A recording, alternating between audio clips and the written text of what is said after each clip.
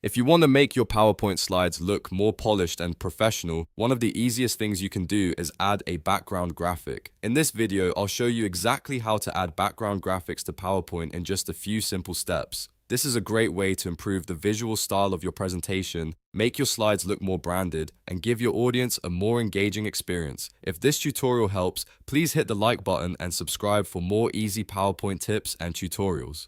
Let's get into it. First, open your PowerPoint presentation and go to the slide where you want to add the background graphic. Once you're on the slide, right-click anywhere on the empty area of the slide. A menu will appear, and from that menu, click Format Background. This will open the background settings panel on the side of your screen.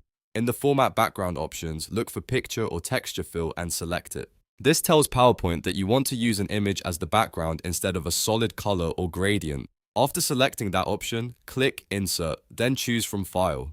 Now browse your computer and select the image you want to use as your background graphic. Once you pick the image, PowerPoint will apply it to the slide so you can immediately see the new background. At this point, your background graphic has been added successfully. If you like the way it looks, you're done with that slide. But if you want the same background graphic to appear on every slide in your presentation, there's one more step. Look for the Apply to All button and click it.